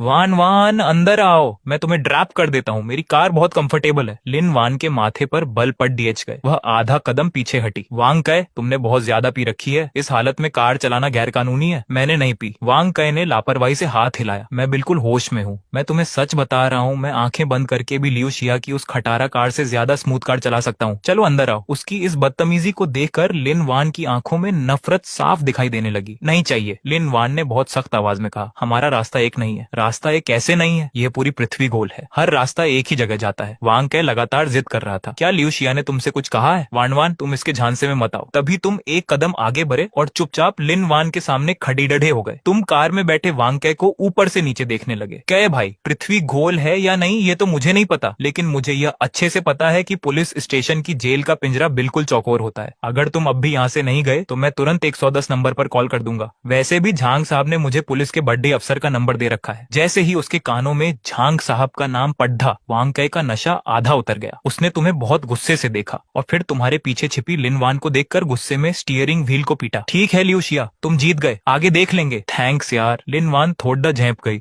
मैंने अभी तुम्हें अपने बचाव के लिए इस्तेमाल किया। तुम मुस्कुराए। कोई बात नहीं, कार में बैठो। लेकिन तुमने भी तो पी रखी है। क्या कोई दूसरा ड्राइवर नहीं बुलाओगे? लिन वान ने चिंता जताते हुए पूछा। दूसरा ड्राइवर? तुम ही तो मेरी ड्राइवर हो। तुमने चाबी लिन वान की तरफ फेंक दी। पैसे बचाने हैं ना? लिन वान ने किसी तरह हवा में चाबी को पकड़ धा। वह एकदम हैरान रह गई। सिर्फ कुछ पैसे बचाने के लिए कोई कॉलेज की इतनी खूबसूरत लड़की को अपना ड्राइवर बना सकता है? उसने चाबी को कसकर पकड़ दा। उसका मन हुआ कि वह चाबी तुम्हारे चेहरे पर वापस दे मारे, लेकिन फिर उसे याद आया कि तुमने अभी उसकी मदद की थी। चलो, सिर्फ इस एक बार के लिए मान जाती हूँ, आगे से ऐसा नहीं होगा। लेकिन जैसे ही उसने सामने खड़ी उस विशाल और मजबूत कार को देखा, वह थोड़ा घबरा गई। इतनी बिग कार, यह बस एक बड्ढे साइज का खिलौना है। चलाना बहुत आसान है। तुमने उसकी परवाह किए बिना सीधे बगल वाली सीट का दरवाजा खोला और अंदर जाकर बैठ गए। चलो, पहले तुम्हें तुम्हारे घर ड्रॉप करते हैं। उसने तुम्हें देखा जो अपनी आंखें बंद कर चुका था। उसके होठों पर एक हल्की मुस्कान आई और वह तेजी से घूमकर ड्राइवर की सीट पर आ गई। उस G63 की ड्राइवर सीट पर बैठकर लिन वॉन को सड़क पर बाकी गाड़ियों को देखकर एक अलग ही रसूख का एहसास हो रहा था। वह बीच बीच में तुम्हें मुद्दकर देख रही थी। तुम सो चुके थे और तुम्हारी सांसें बहुत शांत थीं। ये इतना बद्धा बदलाव किसी भी लड़की को अपनी तरफ खींचने के लिए काफी था। लियू शिया, लिन वॉन ने धीरे से तुम्हें आवाज दी। तुम्हारे मुंह से एक सुस्त सी आवाज आई। क्या हुआ? रास्ता भूल गई क्या? नहीं, बस ऐसे ही कुछ जानना था। लिन वॉन ने कार की स्पीड कम की। अभी जो कुछ भी टेबल पर बातचीत हुई, क्या वह सब सच था? वह सिनेल्यूटेक कंपनी सच में तुम्हारी है? तुम्हारे दिल की धड़कन एक पल के लिए रुक गई। सिस्टम ने जो कंपनी दी थी वह तो सच थी, लेकिन उसके काम करने का तरीका तुमने खुद अपने मन से बनाया था। अगर इस बारे में ज्यादा बात हुई तो पोल खुल सकती थी। तुम दूसरी तरफ घूम गए और लिन वॉन की तरफ अपनी पीठ कर ली। सच हो या झूठ, इससे क्या फर्क पड़ देता है? ये बिजनेस का सीक्रेट है। इसके बारे में ज्यादा जानना तुम्हारे लिए ठीक नहीं होगा। तुम्हारी ये बात रहस्य से भरी थी। लिन वॉन का मन अभी शांत नहीं हुआ था। तो क्या तुम्हारे मम्मी पापा को इस बारे में पता है? तुम अचानक इतने बड़े इंसान बन गए। वो दोनों तो बहुत खुश होंगे ना? मैंने अभी उन्हें खुलकर नहीं बताया है। तुमने अपनी आंखें बंद रखी और सोने का नाटक करने लगे। सोचा है कि नए साल पर घर जाकर उन्हें एक बड़ा सरप्राइज दूंगा। हाँ, एक बात का ध्यान रखना, गांव जाकर इस बारे में किसी को कुछ मत बताना। हाँ, लिन वॉन अपनी हंसी नहीं रोक पाई। वह कुछ और भी पूछना चाहती थी, जैसे कि तुम्हारी कोई गर्लफ्रेंड है या नहीं, लेकिन तभी तुम्हारे खर्राटों की हल्की आवाज आने लगी। नाटक तो बहुत अच्छा कर लेते हो। लिन वॉन को अपने जीवन में पहली बार ऐसी बेरुखी का एहसास हुआ, लेकिन इससे तुम्हारे बारे में सब कुछ जानने की उसकी इच्छा और ज्यादा बढ़ गई। कार आराम से लिन वान की सोसाइटी के अंदर पहुंच गई। हम पहुंच गए। लिन वान ने कार रोकी और सोए हुए तुम्हारी तरफ घूमी। उसने अपना हाथ आगे बढ़ाया ताकि तुम्हें जगा सके। उसकी उंगलियों ने बस तुम्हारे कंधे को छुआ ही था कि वूं, कार के स्पीकर से वाइब्रेशन की आवाज आई। तुम्हारा फोन ब्लूटूथ से कनेक्ट था और कार की बड़ी स्क्रीन पर कुछ नाम चमक रहा था, क्सिनल्यूटेक सुयाओ। तुमने तुरंत अपनी आंखें खोली, लेकिन इससे पहले कि तुम फोन उठाते, कॉल अपने आप रिसीव हो गई। हेलो लियू बॉस, एक लड एचकी की आवाज पूरे कार के अंदर गूंज उठी। इस आवाज में एक प्रोफेशनल अंदाज भी था और एक अजीब सा जादू भी, जो बहुत समझदार और अपनी तरफ खींचने वाली लग रही थी। इतनी देर रात को फोन किया, उम्मीद है मैंने आपकी नींद खराब नहीं की। लिन वान का हाथ जो तुम्हारे कंधे पर था तुरंत पीछे हट गया। उसकी नजरें कार की स्क्रीन पर टिक गईं और उसकी उंगलियां डर के मारे अपने कपड़ डीडो को भींचने लगी। आपके दिल ने अंदर ही अंदर कहा, भाई साहब, सिस्टम ने ये जो असिस्टेंट दी है, इसकी आवाज इतनी नशीली और बिंदास क्यों है? आपने जरा गला साफ किया, सीधे होकर बैठ गए। ओह, सो असिस्टेंट हैं आप, अभी सोई नहीं? कोई काम था क्या? फोन के उस पार से हंसने की आवाज आई, जैसे कोई आपके कान के पास आकर धीरे से बोल रहा हो। वैसे कोई बहुत बड़ी बात नहीं है, बस याद दिलाने के लिए फोन किया था कि कंपनी में सब लोग आपका बेसब्री से इंतजार कर रहे हैं। और हाँ लियो बॉस, पिछली बार आप अपनी जो टाई मेरे पास भूल गए थे, उसे मैंने साफ करवा दिया है। आप बताइए किस दिन कंपनी आएंगे तो मैं खुद आपको वो बांध दूंगी, या फिर मैं आपके होम आकर आपको दे दूं। ये सुनते ही कार में बैठे दोनों लोग एकदम सन्न रह गए। लिन वॉन ड्राइविंग सीट पर बैठी थी, उनका चेहरा एकदम सफेद हो गया। टाई, होम आना, ये असिस्टेंट है या कोई बहुत ऊंचे लेवल की जादूगरनी? और आपकी हालत ऐसी कि शर्म के मारे जमीन में ढस जाए। इस सिस्टम वाली असिस्टेंट की नौटंकी इतनी ज्यादा क्यों है? फोन से सुयाओ के दबी हंसी की आवाज आई। माफी चाहती हूँ, बस एक छोटा सा मजाक कर रही थी। असल में आपकी बनवाई हुई खास टाई आ चुकी है, उसे आपकी ऑफिस टेबल पर रखवा दिया है। आपको लगा कि ये आगे कोई और नया स्यापा न खड़ा कर दे, इसलिए आपने तुरंत रौब जमाते हुए उसकी बात काटी। बस बस सु, ऐसा मजाक आगे से मत करना, कोई और बात नहीं है तो मैं फोन रख रहा हूँ। इतना कहकर आपने तुरंत फोन कट कर दिया। कार के अंदर फिर से सन्नाटा छा गया। आपने अपना सर घुमाया तो सामने लिन वान की आंखों में एक अजीब सी जलन और शक साफ दिख रहा था। वैसे ये कौन है? लिन वान ने स्क्रीन की तरफ इशारा करते हुए जरा गुस्से और जलन वाले अंदाज में पूछा। आप बस थोड़ा सा हंस दिए। कुछ समय पहले ही रखा है इस पर्सनल असिस्टेंट को। बात करने का तरीका थोड़ा ज्यादा ही बिंदास है। हाँ, दिख रहा है कितना बिंदास है। लिन वान ने अपनी सीट बेल्ट खोली और कार का गेट खोला। तो फिर मैं चलती हूँ, न्यू ईयर पर घर जाने की जो बात थी उस बारे में बाद में बात करते हैं। धड़ाम से कार का गेट बंद हुआ और वह पीछे मुड़कर देखे बिना बिल्डिंग की तरफ चली गई। उनका पीछे का हिस्सा देखकर साफ लग रहा था कि वह बहुत गुस्से में पैर पटकते हुए जा रही हैं। आपने उस बंद दरवाजे को देखा, एक लंबी सांस ली और कार को फिर से स्टार्ट किया। आपने ड्राइवर से रास्ता बदलने को कहा और अपने 10 स्क्वायर मीटर के छोटे से कमरे की तरफ निकल गए, क्योंकि वहां अभी कुछ जरूरी पेपर्स लेने बाकी थे। आप अपनी थकी हुई बॉडी को लेकर जैसे तैसे 6वीं मंजिल पर पहुंचे। जैसे ही आपने बेड के नीचे से वह नीली लाल लाइन वाला बड़ा थैला बाहर खींचा, तभी बाहर से किसी के आने की आवाज आई। खट खट खट। दरवाजा खुला और सामने एक अधेड़ उम्र का आदमी था। मकान मालिक पैसों के मामले में पक्के थे। वह चेहरे पर एक नकली हंसी लाकर दरवाजे के पास खड़े हो गए। क्यों लियो भाई, ये क्या चल रहा है? इतनी रात को सामान समेट रहे हो? कहीं ऐसा तो नहीं कि इन आखिरी के 2 महीनों का किराया बिना दिए ही रफू चक्कर होने की तैयारी है? आपने अपना हाथ रोका और मकान मालिक के उस चेहरे को देखा जिस पर साफ लिखा था, मुझे पता था तुम भागने वाले हो। आप थोड़े बेबस से दिखे। अगर कल का दिन होता तो शायद आप हाथ जोड़कर कुछ दिनों की मोहलत मांगते, लेकिन आज आपकी जेब में 1 करोड़ की भारी रकम थी, इसीलिए कोई टेंशन नहीं थी। आपने अपने क्लोथ्स थैले में भरे। अंकल, जॉब चेंज हो गई है, यहाँ से बहुत दूर जाना है, इसीलिए कल सुबह ही निकलना होगा। मकान मालिक को इस बात पर रत्ती भर भरोसा नहीं हुआ। Job change? लियो भाई, अगर हाथ तंग है तो साफ बताओ, ये सब बहानेबाजी मत करो। सच में नहीं भाग रहा। आपने अपना फोन निकाला, वीचैट पेमेंट ओपन किया, उसमें कुछ नंबर टाइप किए और स्क्रीन उनके सामने कर दी। किराया बाकी था 7,000, बिजली पानी का हुआ 500 और मैं ऊपर से 5,000 और भेज रहा हूँ। इसे मेरी तरफ से चाय पानी समझ लीजिए। इतने समय तक साथ देने के लिए बहुत थैंक्स। टींग की आवाज के साथ मकान मालिक का फोन हिला। उन्होंने जेब से निकाल कर देखा तो उनकी आंखें फटी की फटी रह गईं। 12,500। मकान मालिक हैरान रह गए। तुमको कोई खजाना मिल गया क्या, या कोई गलत काम शुरू कर दिया है? अगर नंबर 2 का पैसा है तो मैं छूंगा भी नहीं। आप जरा मुस्कुराए और अपने थैले की जेब बंद की। आप बेफिक्र रहिए, एकदम सही काम है। बड़ी कंपनी ने पहले ही सैलरी एडवांस में दे दी है। मकान मालिक बहुत देर तक आपको देखते रहे, फिर आखिर में एक सांस ली। ठीक है भाई, अगर तरक्की कर रहे हो तो मैं क्यों रोकूं? आगे जब बहुत बड़े आदमी बन जाओ तो इस अंकल को भूल मत जाना। आपने हाँ में सर हिलाया, ज्यादा कुछ नहीं बोले। उस साधारण से थैले को हाथ में उठाया और उस छोटे से कमरे से बाहर निकल लाए जिसने आपको 2 साल तक अपने अंदर समेट कर रखा था। अगली सुबह अब आप बाइक या स्कूटी पर घूमने वाले कोई आम डिलीवरी बॉय नहीं थे। मैप पर आपकी मंजिल थी, शून्यल्यू टेक्नोलॉजी कंपनी। आपकी कार जैसे ही कैंपस के अंदर पहुंची, सामने शीशे से बनी एक बेहद आलीशान और फ्यूचर लुक वाली बिल्डिंग दिखाई दी। बिल्डिंग के सबसे ऊपर शून्यल्यू टेक्नोलॉजी के 4 सिल्वर अक्षर चमक रहे थे। आपने उस बिल्डिंग को देखा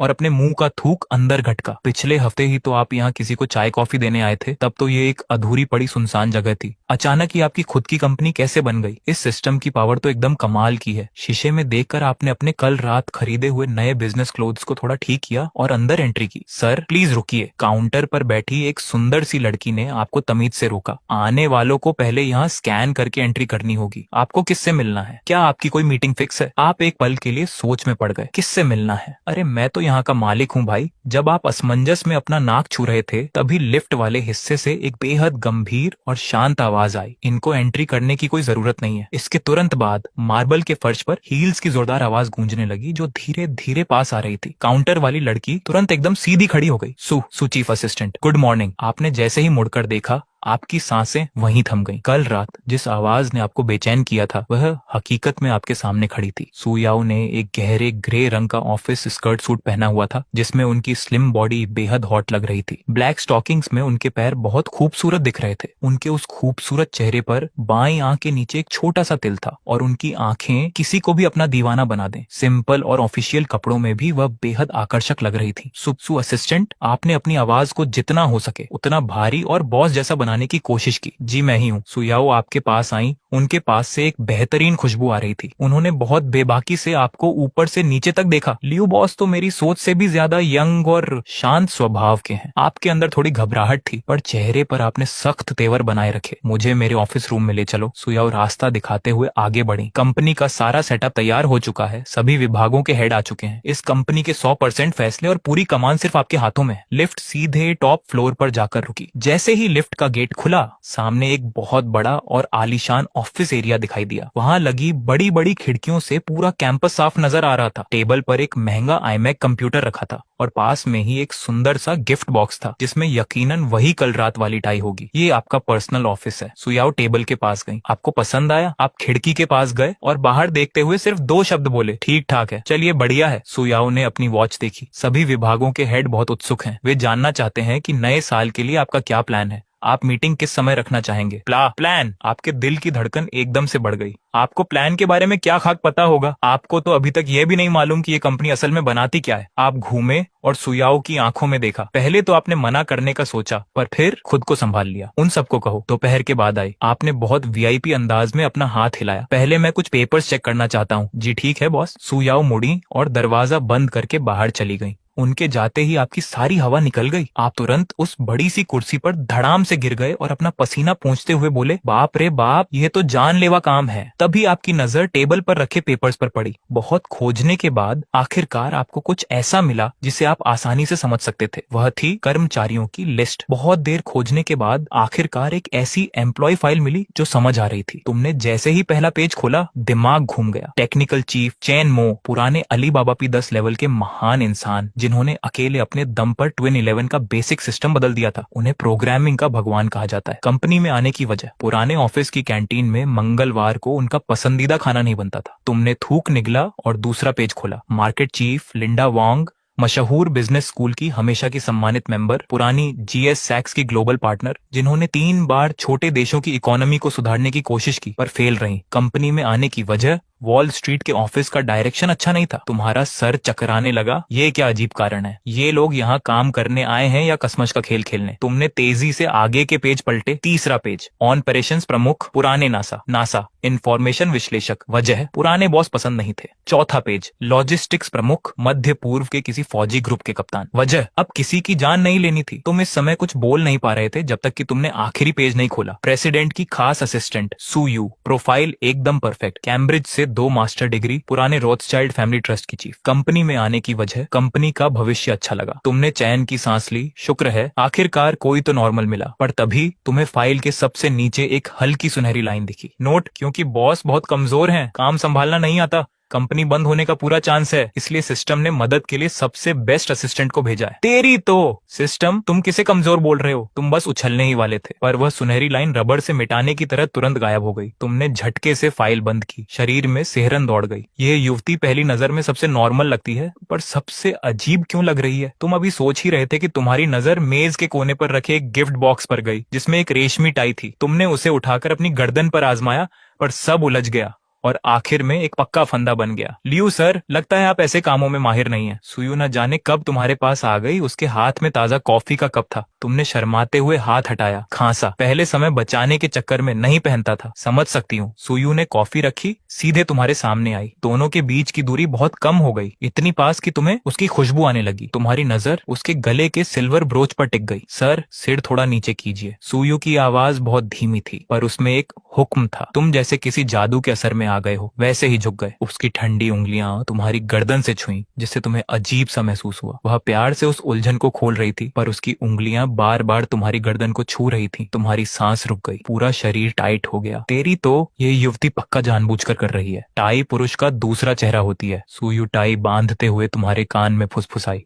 अभी होने वाली मीटिंग में टीम के लोग इन छोटी बातों से बॉस के स्वभाव का अंदाजा लगाएंगे। तुम्हें लगा जैसे तुम किसी मकड़ी के जाल में फंस गए हो और मकड़ी तुम्हें आराम से पैक कर रही है। सिस्टम, तुम मन ही मन चिल्लाए। तुम पक्का इसे हेल्पर कह रहे हो? ये तो इम्तिहान लेने वाला जाल है। सिस्टम ने कोई जवाब नहीं दिया, बस सुयू की उंगलियों ने तुम्हारी छाती को हल्के से छुआ। कोट की सिलवटें ठीक की। हो गया। वह आधा कदम पीछे हटी, उसकी आंखों में चमक थी। एकदम परफेक्टली सर। तुमने आईने में टाई को थोड़ा खींचा, नॉर्मल दिखने का नाटक किया। काम अच्छा है, यह तो मेरा फर्ज है। सुयू एक तरफ हट गई। समय हो गया है, सब मीटिंग रूम में है। लियू सर चलें। दोपहर के ठीक 3 बजे पहला मीटिंग रूम। तुमने गहरी सांस ली, अंदर कदम रखा। भले ही मन में बहुत डर था, पर ये नया लुक और गंभीर चेहरा देखकर लग रहा था कि कोई असली बॉस आया है। लियू सर, नमस्ते लियू सर। सब अपनी जगह से उठकर सम्मान करने लगे। तुम मुख्य कुर्सी तक गए, चारों तरफ देखा, हर किसी के चेहरे पर 2 सेकंड नजर रोकी। फिल्मों से सीखी हुई ये चुप रहने वाली ट्रिक बहुत अच्छा काम कर गई। बैठिए। तुम कुर्सी खींचकर बैठ गए। सुयू हमेशा की तरह तुम्हारे पास खड़ी रही। समय कीमती है, सीधे शुरू करते हैं। तुमने दोनों हाथों की उंगलियों को आपस में जोड़ा, सुनने के पोज में बैठ गए। चेन मो ने सबसे पहले बोलना शुरू किया, अपना मोटा चश्मा ऊपर किया। लियो सर, हमारे मुख्य काम यानी एलएसपी बिग इंफॉर्मेशन सिस्टम के बारे में कुछ तकनीकी परेशानियां हैं, जिस पर आपकी सलाह चाहिए। तुम्हारा दिल बैठ गया, हथेलियों में पसीना आने लगा। तुमने तो बस हवा में बात की थी, किसे पता था कि ये क्या बला है। बताओ। तुमने पानी का कप उठाया, पानी पीने के बहाने आधा चेहरा छिपा लिया। चेन मो ने स्क्रीन चालू की, जिस पर अजीब से संकेत और नक्शे बने थे। अभी मुख्य परेशानी ये है कि इस तेज सिस्टम में सही समय पर काम को कैसे पूरा किया जाए, जो कि आपका एलएसपी लॉजिक है। मैं जानना चाहता हूँ कि जब आपने ये सिस्टम सोचा था, तब इसका मुख्य बेस किस चीज पर तय किया था। मीटिंग रूम में सन्नाटा छा गया। सब तुम्हें देखने लगे। हाथ में कप लिए हुए तुम्हारा हाथ थोड़ा कांप रहा था। तुम्हें तो सिर्फ वीडियो देखते हुए सुंदर युवतियों को लाइक, सेव और फॉलो करने वाला एलएसपी लॉजिक पता था। घबराना नहीं है, जब तक मैं शर्मिंदा नहीं होता, सामने वाला ही परेशान होगा। तुमने कप रखा, धीरे से अपनी जगह से उठे, भारी आवाज में बोले, चेनमो। जी सर। तुम हाथ पीछे बांधकर स्क्रीन के सामने गए, सबको अपनी पीठ दिखाई, जिससे तुम बहुत ज्ञानी लग रहे थे। तुम मुझसे बेस पूछ रहे हो? तुम्हारे हिसाब से बेस क्या है? चेनमो हैरान रह गया। जगह, समय या फिर इंफॉर्मेशन की मात्रा। तुम हल्के से हंसे, एक उंगली से उसकी तरफ इशारा किया। लगता है तुम्हारी समझ अभी थोड़ी कम है। कोई बात नहीं, मैं तुम्हें समझाता हूँ। तुमने जानबूझकर धीरे बोलना शुरू किया, जैसे बहुत सोच समझकर बोल रहे हो। तुमने जो कहा वह सच में एक परेशानी है, लेकिन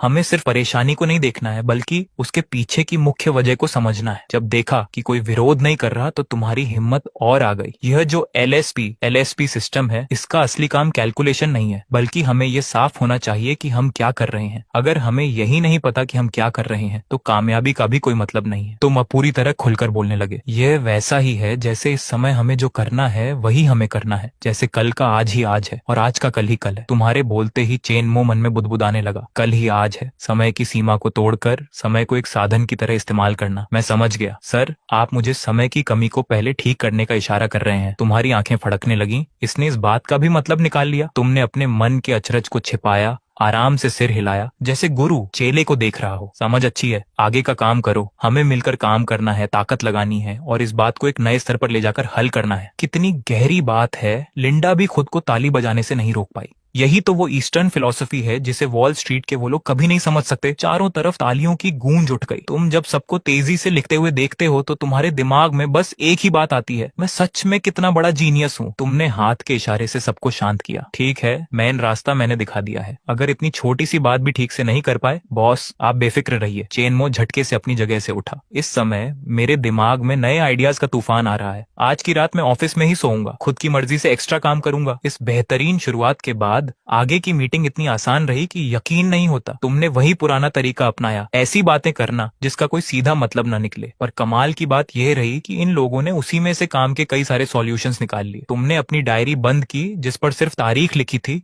और 2 शब्द बोले, मीटिंग खत्म। ऑफिस वापस आकर जैसे ही गेट बंद हुआ तुम सीधे अपनी बॉस वाली कुर्सी पर पसर गए। बहुत थकावट हो रही थी। ये काम 6 मंजिल ऊपर पानी की 2 भारी केन पहुंचाने से भी ज्यादा थका देने वाला था। बहुत ही शानदार स्पीच थी। सुयू ने एक फाइल मेज पर रखी, उसके चेहरे पर हल्की सी मुस्कान थी। लियू सर, आपकी बातों का जादू सच में हैरान करने वाला है। आप अगर स्टेज पर कॉमेडी शो करते तो वहां भी सुपरहिट होते। तुम एकदम सीधे हो गए। उसकी तरफ देखा। तुम्हें लगता है कि मैं बकवास कर रहा था? नहीं, मुझे बस ये लगता है कि आप एक बहुत ही परफेक्ट बॉस हैं। सुयू ने एक फाइल खोली और उसे तुम्हारे सामने सरका दिया। ये आपके अभी के प्लान के हिसाब से मैंने पहले हिस्से का काम करने का चार्ट तैयार किया है। फालतू की बातें मैंने हटा दी हैं और इसे काम के बिजनेस लॉजिक में बदल दिया है। तुमने नीचे देखा क्या? Smart delivery system upgrade, last network improvement, सब कुछ बहुत ही प्रोफेशनल तरीके से लिखा था। तुम थोड़े हैरान होकर उसे देखने लगे। तुम मीटिंग में ही समझ गई थी कि मैं क्या कहना चाहता हूँ। बिल्कुल नहीं, सुयू ने साफ मान लिया। मैं बस बॉस की हवाई बातों को जमीन पर लाने के काम में माहिर हूँ। आखिर यह भी तो एक असिस्टेंट की जिम्मेदारी का हिस्सा है। यह युवती सिर्फ एक जादूगरनी नहीं है, बल्कि बहुत ही काम की चीज है। बहुत अच्छा काम किया।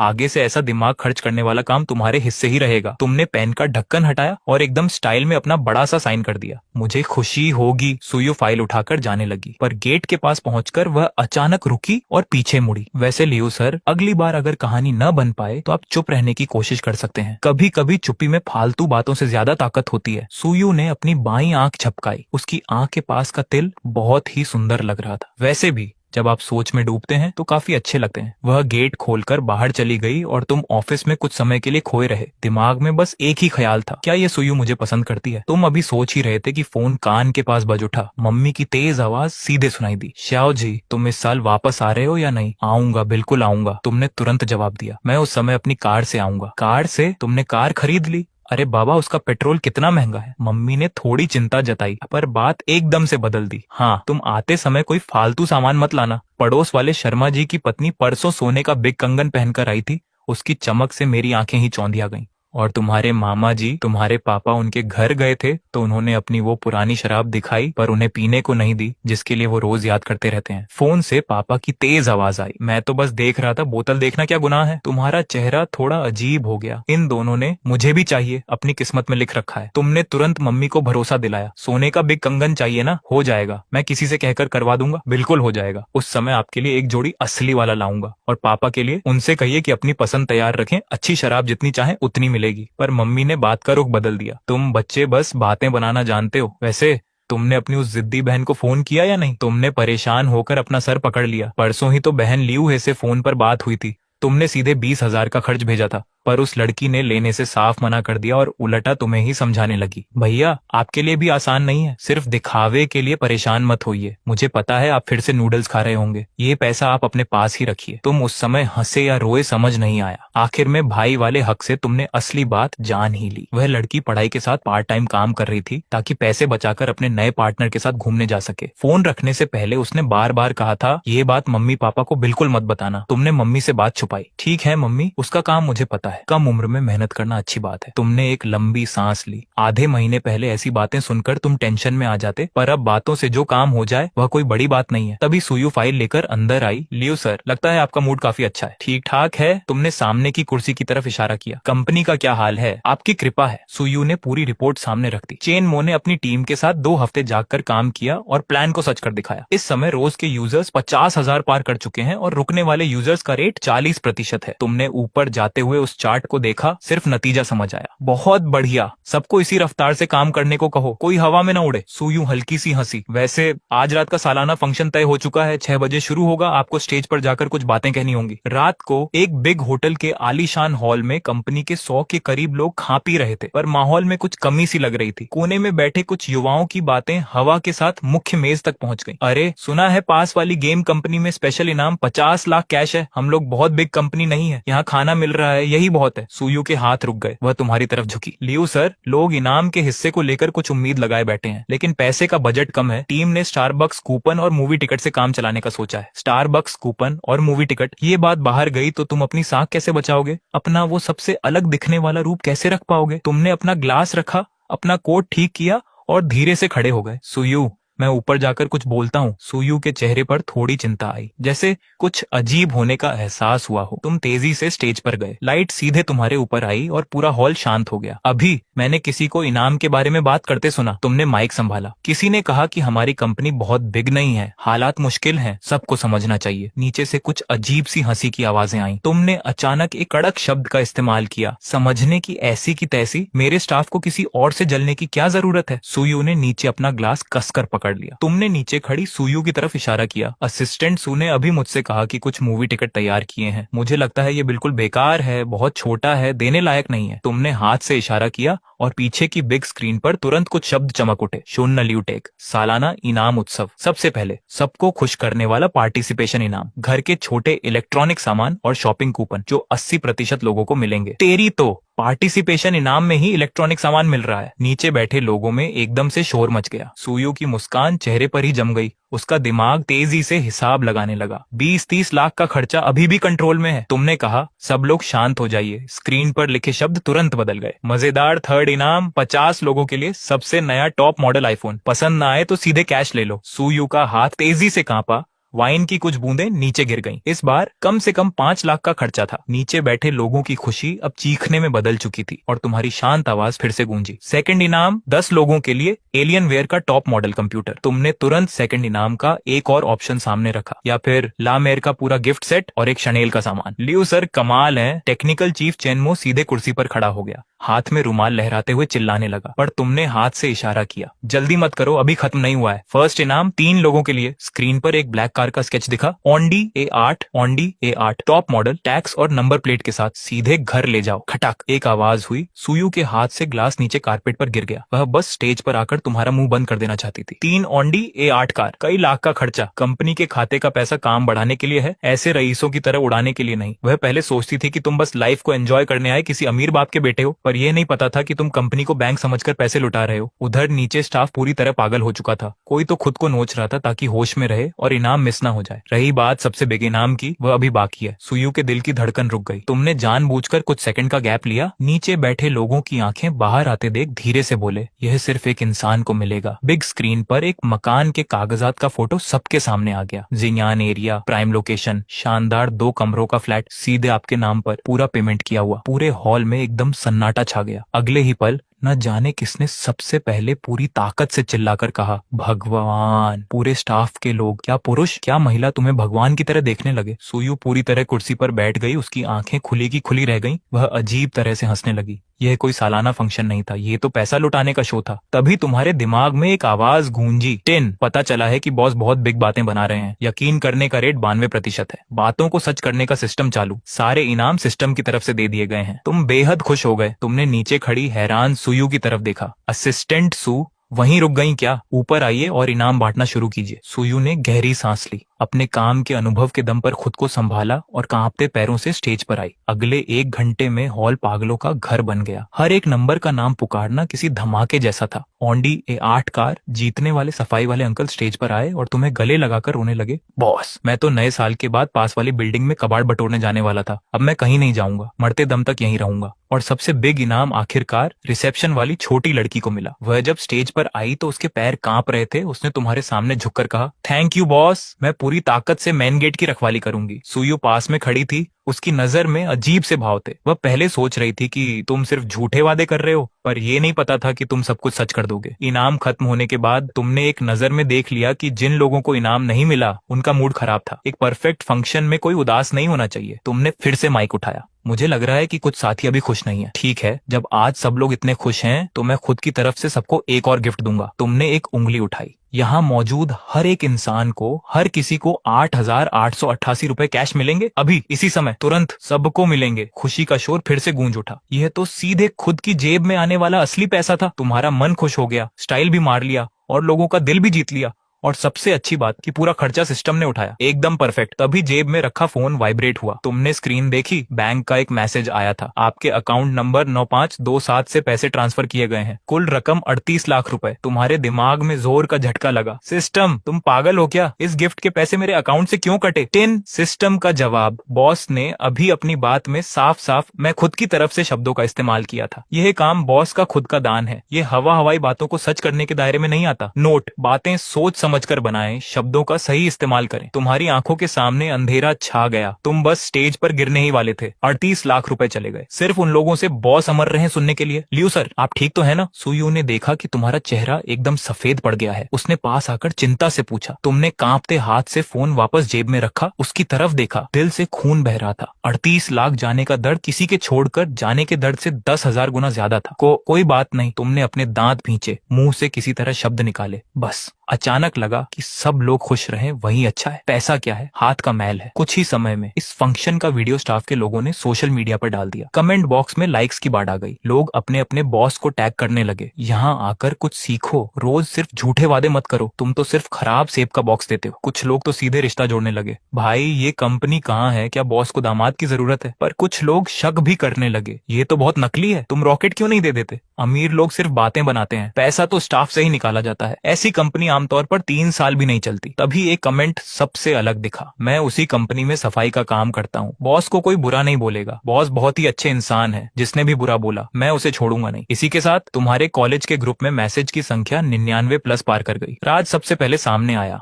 उसने 3 बार सिर झुकाने वाले इमोजी भेजे और तुम्हें टैग किया। तुम्हारी कंपनी में सिक्योरिटी गार्ड की जगह खाली है क्या, या सिक्योरिटी गार्ड के लिए स्निफर डॉग की जरूरत है? सबकी नौकरी मांगने वाली बातों के बीच विकास अचानक सामने आया। हाँ, बस इसी लेवल पर आकर हवा में उड़ रहे हो, कहीं लेने के देने न पड़ जाए। टैक्स वाले ऐसे लोगों को पहले पकड़ते हैं। उसने तुम्हें टैग किया, पर पुरानी दोस्ती के नाते समझा रहा हूँ, कहीं ऐसा न हो कि बाद में जेल की हवा खानी पड़े। ग्रुप में एकदम सन्नाटा छा गया। पर इससे पहले कि तुम जवाब देते, राज सबसे पहले सामने आया और उसने विकास को सीधा कर दिया। इसके बाद विकास के मैसेज नौकरी मांगने वाले मैसेजेस के नीचे ऐसे दबे कि वह फिर कभी सामने नहीं आया। तुमने फोन लॉक किया, एक लंबी सांस ली। तभी गेट के पास से सुयू की आवाज आई। लियू सर अभी तक गए नहीं? तुमने मुड़कर देखा, सुयू के हाथ में एक पैक किया हुआ बॉक्स था। तुमने ऐसे ही बहाना बनाया, थोड़ा आराम कर रहा हूँ, साथ ही कंपनी के आगे के काम के बारे में सोच रहा हूँ। तुम अभी तक क्यों नहीं गई? अपना जीता हुआ इनाम लेना भूल गई थी। तुम्हारी नजर उस बॉक्स पर गई। एक पानी गर्म रखने वाला फ्लास्क था। अभी के फ्लैट और कार के सामने ये सच में बहुत छोटा था। तुमने अपना गला साफ किया, यही तुम्हारा आज का इनाम है? हाँ। सुयू ने उंगली से बॉक्स को छुआ।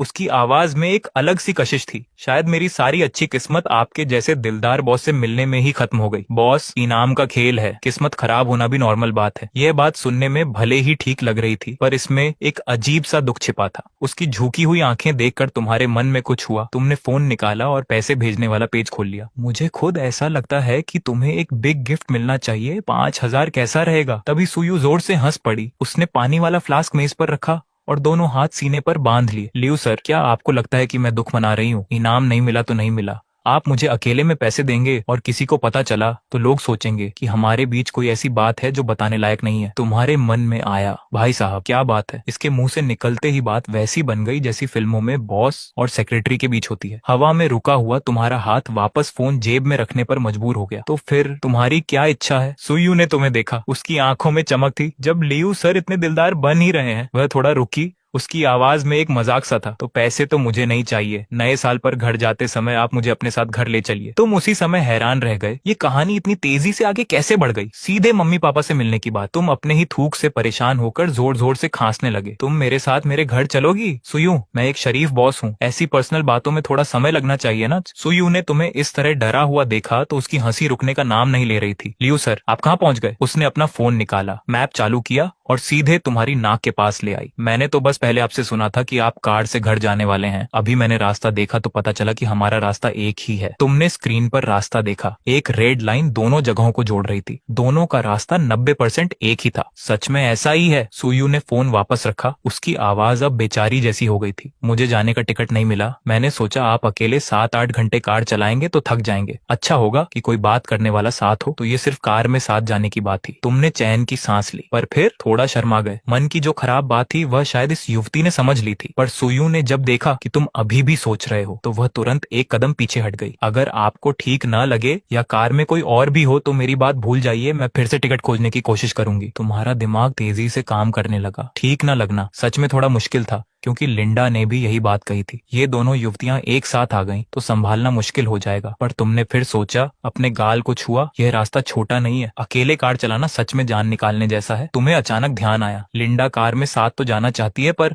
उसने यह नहीं कहा कि वह सिर्फ बैठेगी, काम नहीं करेगी। अब सुयू ने भी खुद ही कह दिया, तो ये तो मुफ्त के ड्राइवर मिल गए। शुरुआत के रास्ते में सुयू कार चलाएगी, बाद के रास्ते में लिंडा कार चलाएगी, तुम सीधे पीछे वाली सीट पर सो जाओगे। एकदम परफेक्ट। बिल्कुल ठीक है। तुमने तुरंत हाँ कह दिया। मैं भी सोच रहा था कि अकेले कार चलाने में बहुत थकावट होगी, कोई साथ में कार चलाने वाला मिल जाए तो काम बहुत आसान हो जाएगा। सुयू ने अपनी आंखें ऊपर की। उसे तुम्हारे इतनी जल्दी मान जाने पर थोड़ा अचरज हुआ, पर उसने तुरंत मुस्कुराते हुए हाथ में रखे फ्लास्क को थोड़ा हिलाया। तो फिर लियू सर का बहुत बहुत थैंक यू। मेरा यह इनाम अब काम आएगा। रास्ते में आपके लिए अच्छी चाय बनाकर पिलाऊंगी। अगले दिन सुबह सुबह ही तुम घर से निकल गए। मम्मी से वादा किया था कि शान से वापस आओगे तो कार का पिछला हिस्सा खाली नहीं रहना चाहिए। तुमने अपनी कार एक बिग शराब की दुकान के सामने रोकी। जब तुम गेट खोलकर अंदर गए तो दुकान में सिर्फ एक कम बालों वाला अधेड़ उम्र का आदमी फोन पर वीडियो देख रहा था। उस आदमी ने सिर उठाकर तुम्हें देखा, फिर बाहर खड़ी तुम्हारी बिग कार को देखा। इसके बाद वह अपनी जगह से उठा। वेलकम भाई, क्या देखना चाहते हो? तुमने फालतू बात नहीं की, सीधे काउंटर पर गए। भाई, तुम्हारी दुकान में कीमती शराब का कितना स्टॉक है? दुकान वाले की मुस्कान और बढ़ गई। तो फिर आप सही जगह आए हैं, कल रात ही माल आया है, पूरे 5 बॉक्स। तुम्हारा चेहरा थोड़ा सिकुड़ गया। सिर्फ 5 बॉक्स? दुकान वाला हैरान हो गया। उसने अपना चश्मा ठीक किया। भाई, 5 बॉक्स भी कम है क्या? 30 बोतलें हैं। आज के समय में नए साल पर कौन इतनी शराब पीता है? कम है। तुमने सिर हिलाया।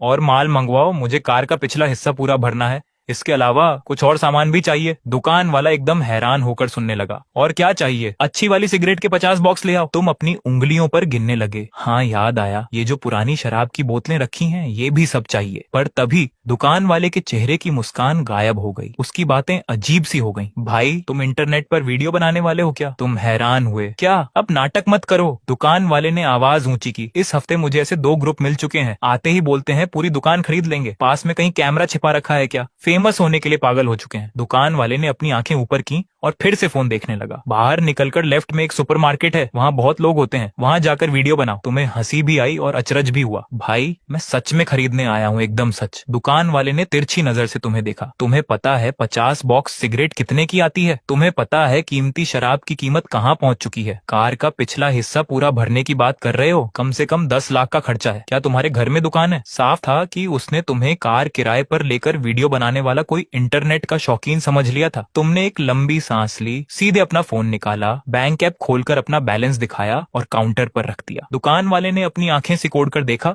और फिर उसकी नजर वहीं टिक गई। इकाई, दहाई, सैकड़ा, हजार, 10,000। उसने अपनी आंखें मली, अच्छे से पूरा नंबर गिना। उसका हाथ कांप गया और फोन छूटते छूटते बचा। उसका व्यवहार तुरंत पूरा बदल गया। अरे सर, आपका शुभ नाम क्या है? लियो। तुमने फोन वापस लिया। अब माल मिल सकता है क्या? हाँ, बिल्कुल मिल सकता है। दुकान वाला काउंटर के पीछे से बाहर आया, हाथ जोड़ते हुए बोला, लियो सर, अभी मुझसे गलती हो गई जो आपको पहचान नहीं पाया। आप बैठिए, प्लीज बैठिए। पर तभी उसे कुछ ध्यान आया। उसकी मुस्कान में थोड़ा संकोच आ गया। लेकिन लियू सर, इतना सारा माल आप ये? तुम उसकी चिंता समझ गए। तुमने एक सिगरेट उसकी तरफ बढ़ाई और एक खुद भी जला ली। बेफिक्र रहो, मैं शरीफ बिजनेसमैन हूँ, पर नया साल है, घर में रिश्तेदार बहुत हैं, गाँव के लोग भी बहुत हैं, वापस जाकर कुछ बिग काम करना है, साख खराब नहीं होनी चाहिए। तुमने धुएं का छल्ला बनाया, शांत आवाज में बोले, अगर तुम्हें कोई शक है तो हम आपस में नंबर शेयर कर लेते हैं। ये माल एक बार इस गेट से बाहर गया तो वापस नहीं होगा, चाहे शराब नकली ही क्यों ना निकले, मैं मान लूंगा। अब तो ठीक है ना? दुकान वाले ने ये सुनते ही तुरंत अपना फोन निकाला। लियू सर बहुत दिलदार हैं, आइए आइए, मैं आपका नंबर लेता हूँ, आपके लिए सब कुछ एकदम परफेक्ट तरीके से तैयार करवा दूंगा। अगले आधे घंटे में दुकान वाले ने फोन करके अपने कई जान पहचान वालों से बात की